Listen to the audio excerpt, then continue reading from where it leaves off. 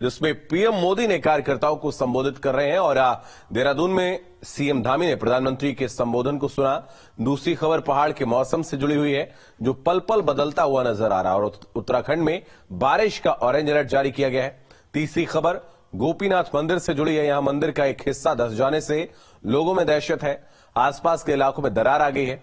चौथी खबर नैनीताल से है, जहां किलवारी मोटर मार्ग अचानक 30 मीटर धंस गया है, जिससे कई गांवों का संपर्क नैनीताल से टूटने के कगार पर है। पांचवी खबर हरिद्वार से है, जहां जलभराव को लेकर सियासत तेज हो गई है। जलभराव से नुकसान झेलने वाले व्यापारियों से पूर्व सीएम हरीश रावत ने मुलाकात की।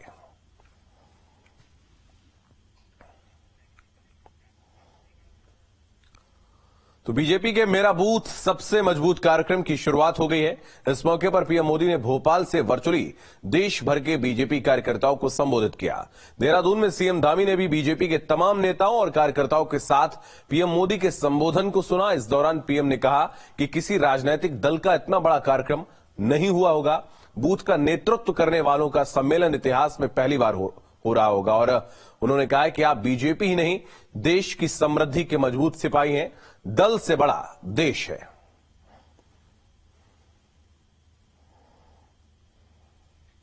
सिर्फ और सिर्फ बूथ का नेतृत्व करने वाले लोगों का सम्मेलन इतिहास में पहली बार होता होगा। आप सिर्फ बीजेपी ही नहीं, आप सब सिर्फ दल ही नहीं, देश के संकल्पों की सिद्धि के भी मजबूत सिपाही है। भाजपा के हर कार्यकर्ता के लिए देश हित सर्वोपरि है, दल से बड़ा देश है।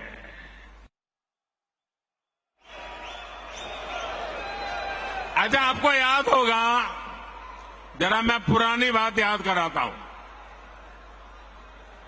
हमने 2014 का चुनाव देखा है और 2019 का भी चुनाव देखा है। देखा है ना? याद है ना? 2014 के हालात क्या थे, याद है ना? 2019 का हाल क्या थे, वो याद है ना? भाजपा के जो घोर विरोधी दल है, 2014 हो या 19, वो कितने ही घोर विरोधी थे, लेकिन उन दोनों चुनावों में हमने देखा कि इतनी छटपटाहट नहीं दिखी जितनी आज दिख रही है।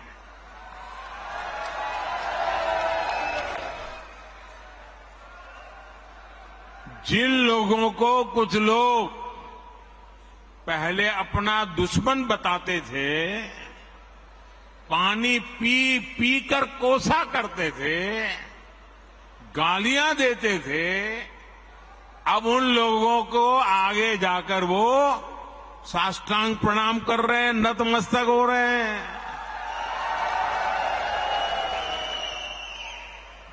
ये उनकी मजबूरी है। ये विपक्षी दलों की हरकतों से, उनकी घबराहट से साफ है कि देश की जनता ने 2024 के चुनाव में भाजपा को वापस लाने का मन बना लिया है।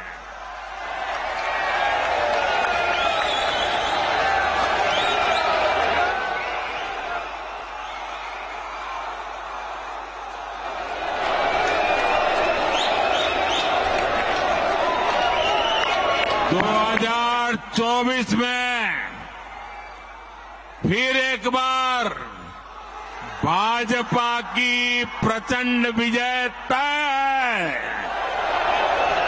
इसी वजह से ये सारे विपक्षी दल बौखलाए हुए हैं।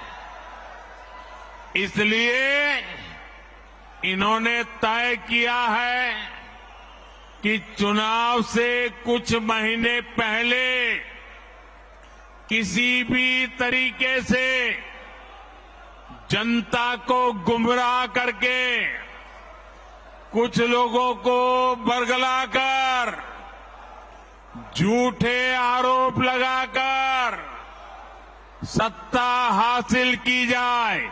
आप जरा प्यार से बैठिए भैया। आपका उत्साह जब बूथ में आप जाएंगे वहां उत्साह दिखाना। आजकल जरा ध्यान से सुनिए, आपको मजा आएगा। एक बात मैं आपको बताता हूं। आप बैठिए, आगे आने की कोशिश मत कीजिए भैया, आप बैठिए। आजकल एक नया शब्द बहुत पॉपुलर किया जा रहा है। वो शायद शब्द आपके कान पर भी आया होगा। वो जो नया शब्द पॉपुलर किया जा रहा है वो शब्द है गारंटी। बार बार शब्द आता है गारंटी। भाजपा के कार्यकर्ताओं की ये बहुत बड़ी जिम्मेदारी है कि लोगों को बताएं कि असल में ये विपक्षी दल किस चीज की गारंटी है। जानना चाहिए ना भाई, ये विपक्षी सब जो है वो किस चीज की गारंटी है। ये सारे लोग, ये दल गारंटी है भ्रष्टाचार की। ये गारंटी है लाखों करोड़ रुपयों के घोटालों की। कुछ दिन पहले इनकी एक फोटो ऑप कार्यक्रम हुआ था। मिलकर के फोटो निकालने का एक कार्यक्रम हुआ था। इस बैठक में शामिल दलों के इतिहास को देखेंगे तो पता चलेगा कि वो सब मिलकर के, जितने भी लोग वो फोटो में दिखते हैं ना, एक एक को जरा देख लीजिए। उन सबका मिलकर के टोटल लगाएंगे तो ये सारे मिलकर के कम से कम 20 लाख करोड़ के घोटाले की गारंटी है।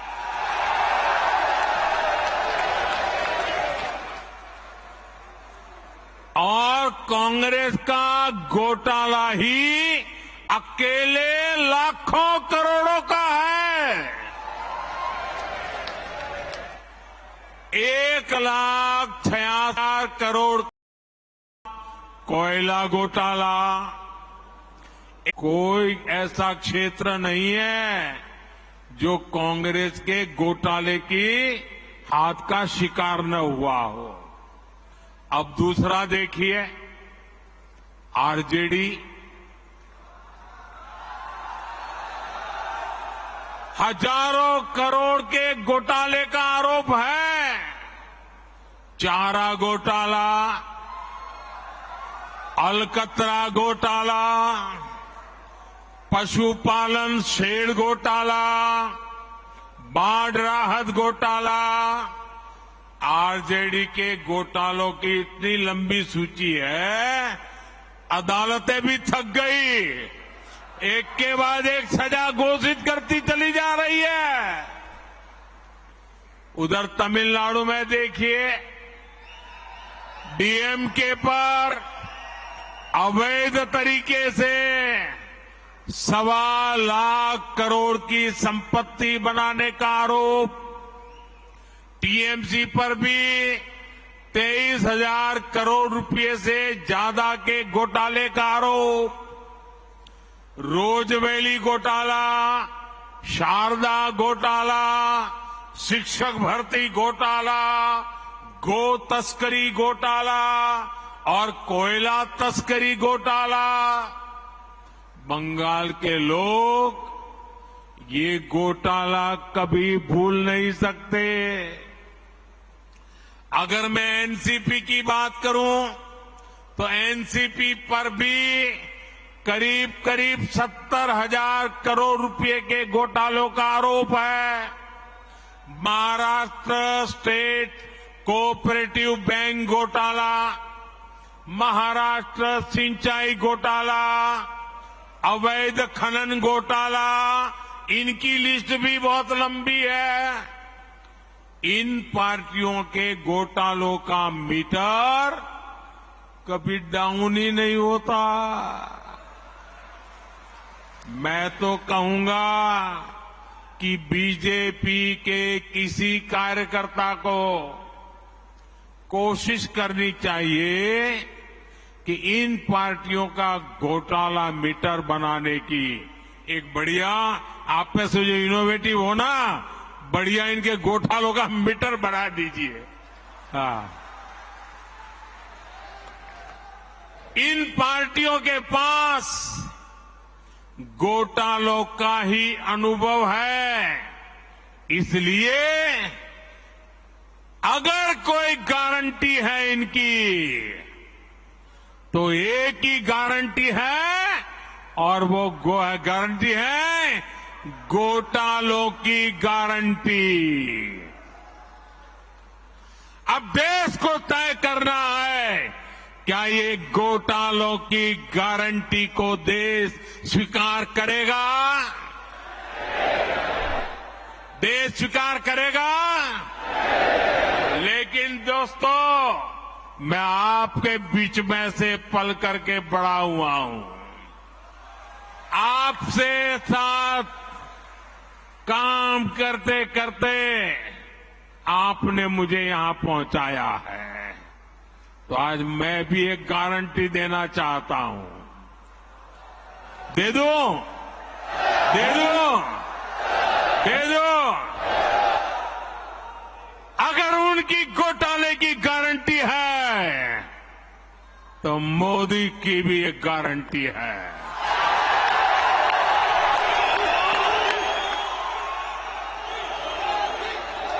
और मेरी गारंटी है, हर घोटालेबाज पर कार्रवाई की गारंटी।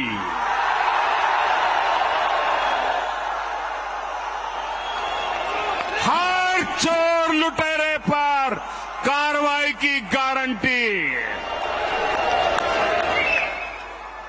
जिसने गरीब को लूटा है, जिसने देश को लूटा है, उसका हिसाब तो हो करके रहेगा।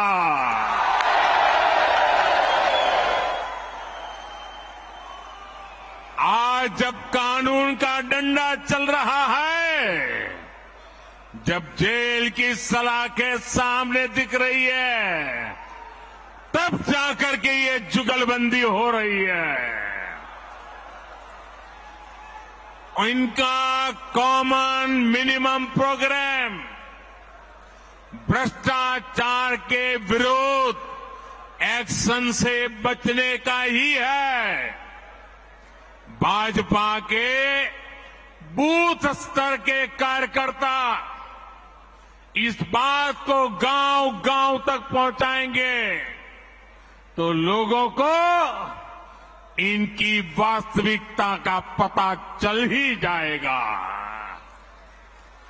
लोग स्वयं जागरूक हैं, वो देख रहे हैं इस विपक्षी एकता की कोशिश के पीछे सभी दलों की क्या मंशा है। उन दलों की असली पहचान 20 लाख करोड़ रुपए के घोटाले की गारंटी है। यही उनका इतिहास है। आप देखिए कि गांव में कोई अपराधी जब अपनी जेल में सजा काटकर गांव में आता है तो उसे लेकर क्या रवैया रहता है। वो लोग वो लोग उसके पास जाते हैं और उसे जानने की उत्कंठा रहती है कि जेल कैसी होती है। जिनको खुद जेलने का डर होता है, अब पटना से बढ़िया जगह क्या हो सकती है। और आज हम देख रहे हैं कि कई लोग जो जमानत पर चल रहे हैं, जो घोटालों के आरोपी हैं। तो प्रधानमंत्री नरेंद्र मोदी को आप